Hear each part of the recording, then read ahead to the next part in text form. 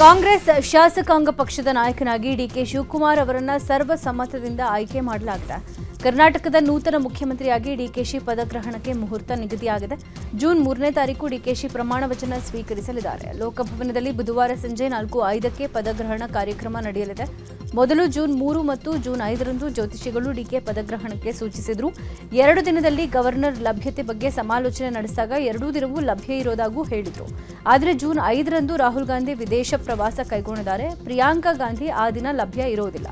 ಹೀಗಾಗಿ June 3ರಂದು DK ಪಟ್ಟಾಭಿಷೇಕ ನಡೆಯಲಿದ್ದು, ವಿಧಾನಸೌಧದ ಮುಂದೆ ಹೆಚ್ಚು ಜನ ಸೇರಿ ದುರಂತ ಆಗಬಾರದು ಅನ್ನೋ ಕಾರಣಕ್ಕೆ ಲೋಕಭವನದಲ್ಲಿ ಪ್ರಮಾಣ ವಚನ ಕಾರ್ಯಕ್ರಮ ಆಯೋಜನೆ ಮಾಡಲಾಗಿದೆ. ನಿಯೋಜಿತ ಸಿಎಂ ಡಿಕೆ ಶಿವಕುಮಾರ್ ಇವತ್ತು ದೆಹಲಿಗೆ ತೆರಳಲಿದ್ದಾರೆ. ವರಿಷ್ಠರನ್ನ ಭೇಟಿಯಾಗಿ ಸಂಪುಟ ರಚನೆಗೆ ಮಾತುಕತೆ ನಡೆಸಲಿದ್ದಾರೆ ಎನ್ನಲಾಗಿದೆ. ಇನ್ನು ಇವತ್ತು ಮೊದಲ ಹಂತದಲ್ಲಿ 9 ಶಾಸಕರ ಪ್ರಮಾಣ ವಚನಕ್ಕೆ ತಯಾರಿ ನಡೆದಿದೆ. ರಾಜ್ಯಸಭೆ ಚುನಾವಣೆ ಬಳಿಕ ಪೂರ್ಣ ಪ್ರಮಾಣದಲ್ಲಿ ಭರ್ತಿ ಮಾಡಲಾಗುತ್ತೆ ಅನ್ನೋ ಮಾತುಗಳು ಕೇಳಿ ಬರ್ತಾ ಇದೆ. ಸಿಎಲ್ಪಿ ಸಭೆ ಬಳಿಕ ಸರ್ಕಾರ ರಚಿಸೋಕೆ ಹಕ್ಕು ಮಂಡನೆಗೆ ಸಿದ್ದರಾಮಯ್ಯ, ಡಿಕೆ ಶಿವಕುಮಾರ್ ಸೇರಿದಂತೆ ಹಲವು ನಾಯಕರು ಲೋಕಭವನಕ್ಕೆ ಆಗಮಿಸಿದ್ರು. ಸಿದ್ದರಾಮಯ್ಯ ಹಾಗೂ ಡಿಕೆ ಶಿವಕುಮಾರ್ ಇಬ್ಬರು ಒಂದೇ ಕಾರಲ್ಲಿ ಕೂತ್ಕೊಂಡು ಲೋಕಭವನಕ್ಕೆ ಬಂದರು. ರಾಜ್ಯಪಾಲ ಥಾವರ್ಚಂದ್ ಗೆಹ್ಲೋಟ್ ಅವರನ್ನ ಭೇಟಿಯಾಗಿ ನೂತನ ಸರ್ಕಾರ ರಚನೆಗೆ ಹಕ್ಕು ಮಂಡಿಸಿದರು. ಸಿಎಲ್ಪಿ ನಾಯಕನಾಗಿ ಆಯ್ಕೆಯಾಗಿರುವ ಪತ್ರವನ್ನು ಡಿಕೆ ಶಿವಕುಮಾರ್ ರಾಜ್ಯಪಾಲರಿಗೆ ಸಲ್ಲಿಸಿದರು. ಈ ವೇಳೆ ಕೆಜೆ ಜಾರ್ಜ್, ಜಮೀರ್ ಪರಮೇಶ್ವರ್, ಎಂಬಿ ಪಾಟೀಲ್, ಭೈರತಿ ಸುರೇಶ್, ಎನ್ಎ ಹಾರಿಸ್, ಸಲೀಂ ಅಹಮದ್, ಕೃಷ್ಣೆ ಭೈರೇಗೌಡ, ಕೆಎಚ್ ಮುನಿಯಪ್ಪ, ಈಶ್ವರ್ ಖಂಡ್ರೆ, ಸತೀಶ್ ಜಾರಕಿಹೊಳಿ ಸೇರಿದಂತೆ ಕಾಂಗ್ರೆಸ್ನ ಪ್ರಮುಖರು ಹಾಜರಿದ್ದರು. ಈ ವೇಳೆ ಮುಖ್ಯಮಂತ್ರಿಯಾಗಿ ಪ್ರಮಾಣ ವಚನಕ್ಕೆ ಡಿಕೆ ಶಿವಕುಮಾರ್ ಅವರನ್ನು ರಾಜ್ಯಪಾಲರು ಆಹ್ವಾನಿಸಿದ್ದಾರೆ. ರಾಜ್ಯದ ನಿಯೋಜಿತ ಸಿಎಂ ಡಿಕೆ ಶಿವಕುಮಾರ್ ಅವರಿಗೆ ಹಂಗಾಮಿ ಸಿಎಂ ಸಿದ್ದರಾಮಯ್ಯ ಎಕ್ಸ್ನಲ್ಲಿ ಪೋಸ್ಟ್ ಮಾಡಿ ಅಭಿನಂದಿಸಿದ್ದಾರೆ. ರಾಜ್ಯದ 7 ಕೋಟಿ ಜನತೆ ನಿಮ್ಮ ಜೊತೆಯಲ್ಲಿರುತ್ತೆ. ನಿಮ್ಮ ಕ್ರಿಯಾಶೀಲತೆ, ಸಂಘಟನಾ ಚಾತುರ್ಯ ಸಮೀಪದಿಂದ ನೋಡಿದ್ದೇನೆ. ಇದೆಲ್ಲದರ ಸದುಪಯೋಗ ರಾಜ್ಯದ ಜನತೆಗಾಗಬೇಕು. ಸಮರ್ಥ ಆಡಳಿತದ ಮೂಲಕ ಅವರಲ್ಲಿ ಭರವಸೆಯನ್ನ ಹುಟ್ಟಿಸೋ ಜೊತೆಯಲ್ಲಿ ರಾಜ್ಯವನ್ನು ಅಭಿವೃದ್ಧಿಯ ಪಥದಲ್ಲಿ ಮುನ್ನಡೆಸೋ ಜವಾಬ್ದಾರಿ ನಿಮ್ಮ ಮೇಲಿದೆ ಅಂತ ಶುಭ ಹಾರೈಸಿದ್ದಾರೆ. ಜೂನ್ 3ಕ್ಕೆ ಡಿಕೆ ಶಿವಕುಮಾರ್ ಪ್ರಮಾಣ ವಚನ ಸ್ವೀಕರಿಸುವ ವೇಳೆ 8 ರಿಂದ 10 ಮಂದಿ ಶಾಸಕರು ಸಚಿವರಾಗಿ ಪ್ರತಿಜ್ಞಾವಿಧಿ ಸ್ವೀಕರಿಸಲಿದ್ದಾರೆ ಎನ್ನಲಾಗ್ತಾ ಇದೆ. ಕಾಂಗ್ರೆಸ್ ನಾಯಕರು ಜಾತಿ, ಸಮುದಾಯ, ಪ್ರದೇಶವಾರು ಅಳೆದು ತೂಗಿ ಪ್ರಾತಿನಿಧ್ಯ ನೀಡ್ತಾ ಇದ್ದು, ಸಚಿವ ಸ್ಥಾನಕ್ಕೆ ಪೈಪೋಟಿ ಜೋರಾಗಿದೆ. ಕೆಜೆ ಜಾರ್ಜ್, ಡಾಕ್ಟರ್ ಜಿ ಪರಮೇಶ್ವರ್, ಯತೀಂದ್ರ ಸಿದ್ದರಾಮಯ್ಯ, ಸತೀಶ್ ಜಾರಕಿಹೊಳಿ, ಕೃಷ್ಣೆ ಭೈರೇಗೌಡ, ಪ್ರಿಯಾಂಕ್ ಖರ್ಗೆ, ರೂಪಾ ಶಶಿಧರ್, ಜಮೀರ್ ಅಹಮದ್ ಖಾನ್ ಸಚಿವರಾಗಿ ಪ್ರಮಾಣ ವಚನ ಸ್ವೀಕರಿಸಲಿದ್ದಾರೆ. ಇನ್ನು ಮುಖ್ಯಮಂತ್ರಿ ಸ್ಥಾನದ ನಿರ್ಧಾರವೇನೋ ಯಶಸ್ವಿಯಾಗಿ ಆಗಿದೆ. ಈಗ ಕಾಂಗ್ರೆಸ್ ನಾಯಕರ ಮುಂದಿರೋದು ಸಚಿವರುಗಳ ಆಯ್ಕೆ ಸವಾಲು. ಗರಿಷ್ಠ 33 ಸಚಿವ ಸ್ಥಾನಗಳಿದ್ದು 50ಕ್ಕೂ ಹೆಚ್ಚು ಆಕಾಂಕ್ಷಿಗಳಿದ್ದಾರೆ. ತಮ್ಮ ನಾಯಕರುಗಳ ಮೂಲಕ ಸಚಿವ ಸ್ಥಾನಕ್ಕೆ ಲಾಬಿ ಮಾಡ್ತಾ ಇದ್ದಾರೆ. ಆದರೆ ಡಿಕೆ ಸಂಪುಟದಲ್ಲಿ ಹೊಸಬರಿಗೆ, ಯುವಕರಿಗೆ ಆದ್ಯತೆ ಸಿಗಲಿದೆ ಎನ್ನಲಾಗ್ತಾ ಇದೆ. ಇದರ ಜೊತೆಗೆ ಕೆಲವರು ಹೈಕಮಾಂಡ್ ಮಟ್ಟದಲ್ಲೂ ಲಾಬಿ ಮಾಡಿದ್ದು ಅವರಿಗೆ ಸಚಿವ ಸ್ಥಾನ ಪಕ್ಕ ಅಂತ ಹೇಳಲಾಗ್ತಾ ಇದೆ. ಅಲ್ಲದೆ ಜಾತಿವಾರು ಪ್ರಾತಿನಿಧ್ಯ ಸಿಗೋ ನಿರೀಕ್ಷೆನೂ ಇದೆ. ಡಿಕೆ ಶಿವಕುಮಾರ್ ಕ್ಯಾಬಿನೆಟ್ನಿಂದ ಕೆಲವರಿಗೆ ಕೊಡೋ ಸಾಧ್ಯತೆ ಇದೆ ಅಂತ ಹೇಳಲಾಗ್ತಾ ಇದೆ. ಎಚ್.ಸಿ. ಮಹದೇವಪ್ಪ, ಶಿವಾನಂದ ಪಾಟೀಲ್, ಶರಣಬಸಪ್ಪ, ದರ್ಶನಾಪುರ್, ರಹೀಂ ಖಾನ್, ಆರ್.ಬಿ. ತಿಮ್ಮಾಪುರ, ಎಂಸಿ ಸುಧಾಕರ್, ಬೋಸರಾಜ್ ಸೇರಿದಂತೆ ಒಂದಷ್ಟು ಜನರಿಗೆ ಕೊಡೋ ಸಾಧ್ಯತೆ ಇದೆ. ಕೊನೆಗೂ ಡಿಕೆಶಿ ಕಂಡ ಕನಸು, ಸಿಎಂ ಆಗೋ ಕನಸು ನನಸಾಗಿದೆ. ಇನ್ನೇನಿದ್ರೂ ಪಟ್ಟಾಭಿಷೇಕವಷ್ಟೇ ಬಾಕಿ ಉಳಿದಿರುವುದು. ಬುಧವಾರ ಸಂಜೆ 4:05ಕ್ಕೆ ಪ್ರಮಾಣ ವಚನ ನಡೆಯಲಿದ್ದು, ಸಿಎಂ ಪಟ್ಟ ಕೈಗೂಡ್ತಾ ಇದ್ದಂತೆ ಅಜ್ಜಯ್ಯನ ಗದ್ದುಗೆಗೆ ಹೋಗಿ ಭಾವಿ ಸಿಎಂ ಡಿಕೆಶಿ ಪೂಜೆ ಸಲ್ಲಿಸಿದ್ದಾರೆ. ನಾಗರಬಾವಿಯ ಅಜ್ಜಯ್ಯನ ಶಾಖಾ ಮಠಕ್ಕೆ ಕುಟುಂಬ ಸಮೇತ ತೆರಳಿ ಡಿಕೆಶಿ ಪೂಜೆ ಸಲ್ಲಿಸಿದ್ರು. ಇನ್ನು ಭಾವಿ ಸಿಎಂ ಡಿಕೆ ಶಿವಕುಮಾರ್ ಮನೆ ಬಳಿ ಪೊಲೀಸರು ಮೆಟಲ್ ಡಿಟೆಕ್ಟರ್ ಅಳವಡಿಕೆ ಮಾಡಿದ್ದಾರೆ. ಸದಾಶಿವನಗರದಲ್ಲಿರುವ ಡಿಕೆಶಿ ಮನೆ ಸುತ್ತಮುತ್ತ ಖಾಕಿ ಬಿಗಿ ಭದ್ರತೆ ಒದಗಿಸಲಾಗಿದೆ.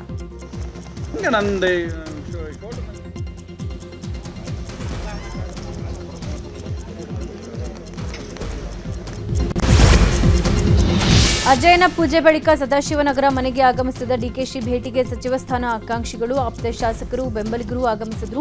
ಡಿಕೆಶಿ ಜೊತೆಗೆ ಸಭೆ ಬಳಿಕ ಮಾತನಾಡಿದ ಶಾಸಕ ಕುಣಿಗಲ್ ರಂಗನಾಥ್, ಸರಳವಾಗಿ ಲೋಕಭವನದಲ್ಲಿ ಡಿಕೆಶಿ ಮುಖ್ಯಮಂತ್ರಿಯಾಗಿ ಪ್ರಮಾಣ ವಚನ ಸ್ವೀಕಾರ ಮಾಡ್ತಾರೆ. ಜೂನ್ 3ನೇ ತಾರೀಕು ಸಂಜೆ 4:15ಕ್ಕೆ ರಾಜಭವನದಲ್ಲಿ ಪ್ರಮಾಣ ವಚನ ಕಾರ್ಯಕ್ರಮ ಇರುತ್ತೆ. ಸರಳ ಕಾರ್ಯಕ್ರಮಕ್ಕೆ ಡಿಕೆಶಿ ಸೂಚನೆ ಕೊಟ್ಟಿದ್ದಾರೆ. ಪ್ರಮಾಣ ವಚನ ಕಾರ್ಯಕ್ರಮಕ್ಕೆ ರಾಹುಲ್ ಗಾಂಧಿ, ಮಲ್ಲಿಕಾರ್ಜುನ್ ಖರ್ಗೆ ಅವರನ್ನು ಆಹ್ವಾನಿಸಿದ್ದಾರೆ. ಬೇರೆ ರಾಜ್ಯದ ಗಣ್ಯರು ಕಾರ್ಯಕ್ರಮಕ್ಕೆ ಬರ್ತಾರೆ. ಯಾವುದೇ ಗೊಂದಲ ಇಲ್ಲದೆ ಸಂಪುಟ ಪುನರ್ರಚನೆಯೂ ಆಗುತ್ತೆ. ಎಲ್ಲವೂ ಸುಸೂತ್ರವಾಗಿ ನೆರವೇರುತ್ತೆ ಅಂತ ಹೇಳಿದ್ರು. ನಿಮ್ಮಸಾಗಿ ಇವತ್ತು ಎಲ್ಲರೂ ಈ ಒಂದು ಆಯ್ಕೆನ ಅನುಮೋದನೆ ಮಾಡಿದ್ರು. ತದನಂತರ ಈಗ ಜೂನ್ 3ನೇ ತಾರೀಕು 4:05 ರಾಜಭವನದಲ್ಲಿ ಪ್ರಮಾಣ ವಚನವನ್ನು ತೆಗೆದುಕೊಳ್ಳೋದಂಥದ್ದು ಕಾರ್ಯಕ್ರಮ ಇದೆ. ನಮಗೆ ರಾಹುಲ್ ಗಾಂಧಿ ಸಾಹೇಬರು ಭಾಳಷ್ಟು ಮುಖ್ಯವಾದಂಥ ಅಂಶ, ಮಲ್ಲಿಕಾರ್ಜುನ್ ಖರ್ಗೆ ಸಾಹೇಬರು ಭಾಳಷ್ಟು ಮುಖ್ಯವಾದ ಅಂಶ, ಎಲ್ಲರನ್ನೂ ಇನ್ವೈಟ್ ಬರ್ತಾರೆ ಅಂತ ನಾನು ಭಾವಿಸ್ತೇನೆ. ನಾನು ಯುನಾನಿಮಸ್ ಆಗಿ ಇವತ್ತು ಎಲ್ಲರೂ ಈ ಒಂದು ಆಯ್ಕೆನ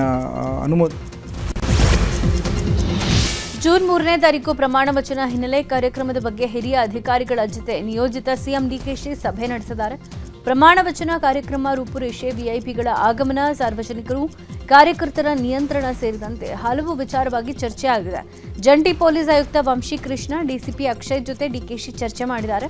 ಇನ್ನು ಕಾಂಗ್ರೆಸ್ ಮುಖಂಡರ ಜೊತೆಗೂ ಚರ್ಚೆ ನಡೆಸಿರುವ ಸಿಎಂ ಕಾರ್ಯಕ್ರಮದ ರೂಪುರೇಷೆ ಬಗ್ಗೆ ಮಾಹಿತಿ ಕೊಟ್ಟರು ಎನ್ನಲಾಗಿದೆ. ಡಿಕೆಶಿ ಸಂಪುಟದಲ್ಲಿ ಸಚಿವ ಸ್ಥಾನಕ್ಕಾಗಿ ಹಿರಿಯ ಶಾಸಕರಿಂದ ಭಾರೀ ಪೈಪೋಟಿ ನಡೀತಾ ಇದೆ. ನನ್ನ ಜಾತಕ ಚೆನ್ನಾಗಿದ್ರೆ ಮಂತ್ರಿ ಆಗ್ತೀನಿ ಅಂತ ಟಿಬಿ ಜಯಚಂದ್ರ ಹೇಳಿದ್ದಾರೆ. ನಾನು ಸ್ಪೀಕರ್ ಆಗಬೇಕೋ ಅಥವಾ ಮಂತ್ರಿ ಆಗಬೇಕೋ ಅನ್ನೋದನ್ನ ಪಕ್ಷ ತೀರ್ಮಾನ ಮಾಡುತ್ತೆ ಅಂತ ಹೇಳಿದ್ದಾರೆ. ಪ್ರಿಯಾಂಕ್ ಖರ್ಗೆ ಜೊತೆಗೆ ನಾನು ಸಚಿವನಾಗುವ ಭರವಸೆ ಇದೆ ಅಂತ ಶಾಸಕ ಅಜಯ್ ಸಿಂಗ್ ಹೇಳಿದರು.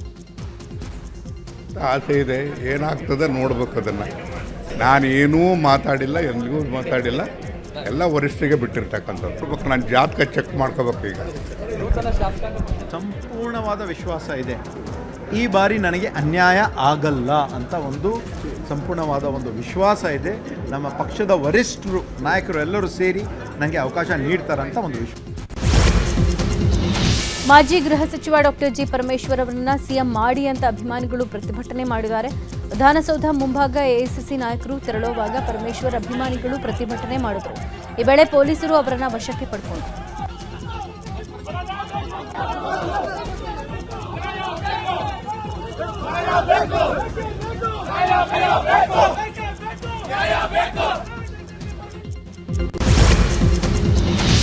ಕಾಂಗ್ರೆಸ್ ಪಕ್ಷ ದಲಿತರಿಗೆ ಮುಖ್ಯಮಂತ್ರಿ ಸ್ಥಾನ ನೀಡದೆ ವಂಚಿಸಿದೆ ಅಂತ ಆರೋಪಿಸಲಾಗಿದೆ. ಚಾಮರಾಜನಗರದಲ್ಲಿ ದಲಿತ ಪರ ಸಂಘಟನೆಗಳು ಪಂಚಿನ ಮೆರವಣಿಗೆ ನಡೆಸಿ ಕಾಂಗ್ರೆಸ್ ವಿರುದ್ಧ ಆಕ್ರೋಶ ಹೊರಹಾಕಿವೆ. ಸ್ವಾತಂತ್ರ್ಯ ಬಂದಾಗಿಂದಲೂ ದಲಿತ ಸಮುದಾಯ ಕಾಂಗ್ರೆಸ್ನ ಬೆಂಬಲಿಸ್ತಾ ಬಂದಿದೆ. ಆದರೂ ಕೂಡ ಕಾಂಗ್ರೆಸ್ ಹೈಕಮಾಂಡ್ ದಲಿತರಿಗೆ ಅನ್ಯಾಯ ಮಾಡ್ತಾ ಬಂದಿದೆ. ಈ ಬಾರಿಯೂ ದಲಿತರನ್ನ ಕಾಂಗ್ರೆಸ್ ಕಡೆಗಣಿಸಿದೆ ಅಂತ ಪ್ರತಿಭಟನಾಕಾರರು ಆರೋಪ ಮಾಡಿದ್ದಾರೆ. ಮುನಿಯಪ್ಪ ಅವರಿಗೆ ಡಿಸಿಎಂ ಹುದ್ದೆ ಕೊಡಬೇಕು ಅನ್ನೋ ಆಗ್ರಹ ಕೇಳಿ ಬರ್ತಾ ಇದೆ. ಕೋಲಾರದಲ್ಲಿ ಮಾದಾರ ಮಹಾಸಭಾ ಸಂಘಟನೆ ಸುದ್ದಿಗೋಷ್ಠಿ ನಡೆಸಿದ್ದು, ಮಾಜಿ ಸಚಿವ ಕೆಎಚ್ ಮುನಿಯಪ್ಪ ಅವರು ಪರಿಶಿಷ್ಟ ಜಾತಿಯ ಮಾದಿಗ ಸಮಾಜದ ಹಿರಿಯ ಮುಖಂಡರು. ಮೊದಲಿಂದಲೂ ಕಾಂಗ್ರೆಸ್ ಪಕ್ಷದ ಪರವಾಗಿ ಮಾದಿಗ ಸಮಾಜ ಕೆಲಸ ಮಾಡ್ತಾ ಬಂದಿದೆ. ಈ ಹಿನ್ನೆಲೆ ಸರ್ಕಾರದಲ್ಲಿ ಉತ್ತಮ ಸಚಿವ ಖಾತೆ ಇಲ್ಲವಾದ್ರೆ ಡಿಸಿಎಂ ಹುದ್ದೆ ಆದರೂ ಕೊಡಬೇಕು ಅಂತ ಮಾದಾರ ಸಂಘಟನೆ ಮುಖಂಡರು ಆಗ್ರಹಿಸಿದ್ದಾರೆ. ಮುನಿಯಪ್ಪಗೆ ಉತ್ತಮ ಸ್ಥಾನ ಕೊಡದೇ ಇದ್ದಲ್ಲಿ ಕಾಂಗ್ರೆಸ್ ಪಕ್ಷಕ್ಕೆ ತಕ್ಕ ಪಾಠ ಕಲಿಸ್ತೀವಿ ಅಂತ ಎಚ್ಚರಿಕೆ ಕೊಟ್ಟಿದ್ದಾರೆ.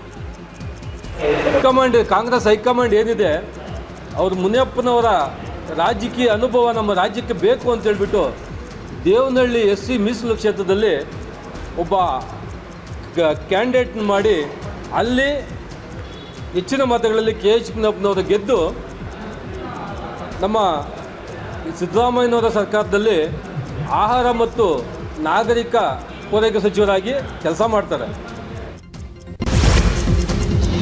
ಡಿಕೆ ಶಿವಕುಮಾರ್ ಸಿಎಂ ಆಗಿದ್ದು ಬಹಳ ಸಂತೋಷ ಆಗಿದೆ ಅಂತ ಡಿಕೆಶಿ ಬಹುಕಾಲದ ಗೆಳೆಯ BS ಆರಾಧ್ಯ ನ್ಯೂಸ್ 18 ಜೊತೆ ಸಂತಸ ಹಂಚಿಕೊಂಡಿದ್ದಾರೆ. ಬಹಳ ಹಿಂದೆನೇ ಡಿಕೆಶಿ ಸಿಎಂ ಆಗಬೇಕಿತ್ತು. ಕಾರ್ಯಕರ್ತರಿಗೆ ಬಹಳ ಪ್ರೋತ್ಸಾಹ ಕೊಡ್ತಾರೆ. ಕಾರ್ಯಕರ್ತರ ನೋವು ಅವ್ರಿಗೆ ಚೆನ್ನಾಗಿ ಅರ್ಥ ಆಗುತ್ತೆ. ಆಮಿಷನಿದ್ರೆ ಸಾಕಾಗೋಲ್ಲ, ಅದಕ್ಕೆ ಪೂರಕವಾದ ಕೆಲಸ ಕೂಡ ಮಾಡಬೇಕು. ಆ ಕೆಲಸವನ್ನ ಮಾಡಿ ಯಶಸ್ಸು ಕಂಡಿದ್ದಾರೆ ಅಂತ ಡಿಕೆಶಿ ಜೊತೆಗಿನ ಒಡನಾಟವನ್ನ ಮೆಲುಕು ಹಾಕಿದ್ದಾರೆ. ಸಂತೋಷ ಅಲ್ವಾ, ಒಬ್ಬರು ನಮ್ಮ ಜೊತೆಯಲ್ಲಿ ನಾವೆಲ್ಲ ಒಟ್ಟಿಗೆ ಓದಿದ್ದು, ವಿದ್ಯಾರ್ಥಿ ಸಂಘದ ಚುನಾವಣೆಯಲ್ಲಿ ಗೆದ್ದಿದ್ದರು. ಅವರು ಮೊದಲಿಂದನೂ ಒಂದು ನಾಯಕತ್ವದ ಗುಣ ಅವರು ಮೈಗೂಡಿಸ್ಕೊಂಡಿದ್ದರು. ಇವತ್ತು ಅವರು ಕರ್ನಾಟಕ ರಾಜ್ಯದ ಮುಖ್ಯಮಂತ್ರಿ ಆಗ್ತಿರೋದು ಸಂತೋಷ. ನಾನು ಅವರೊಟ್ಟಿಗೆ ಕಾಂಗ್ರೆಸ್ ಪಕ್ಷದ ಅಧ್ಯಕ್ಷರಾಗಿದ್ದಾಗ ನಾನು ಅವರ ಅಧ್ಯಕ್ಷರಾಗಿದ್ದಾರೆ, ಈಗೂ ಕೂಡ ಉಪಾಧ್ಯಕ್ಷನಾಗಿ ಕೂಡ ಕೆಲಸ ಮಾಡ್ತಾ ಇದ್ದೀನಿ. ನಮ್ಮೆಲ್ಲ ಭಾಳ ಇವರು ಆ್ಯಕ್ಚುಲಿ ಹಿಂದೆನೇ ಆಗಬೇಕಾಗಿತ್ತು, ಈಗ ಅವಕಾಶ ಕೂಡ ಬಂದಿದೆ. ಅವರಿಂದ ಒಳ್ಳೆಯದನ್ನು ಜನ ನಿರೀಕ್ಷೆ ಮಾಡಿದ್ದಾರೆ, ಅದನ್ನು ಅವರು ಫುಲ್ಫಿಲ್ ಮಾಡ್ತಾರೆ ಅಂತ ನನಗೆ ಫುಲ್ ಕಾನ್ಫಿಡೆನ್ಸ್.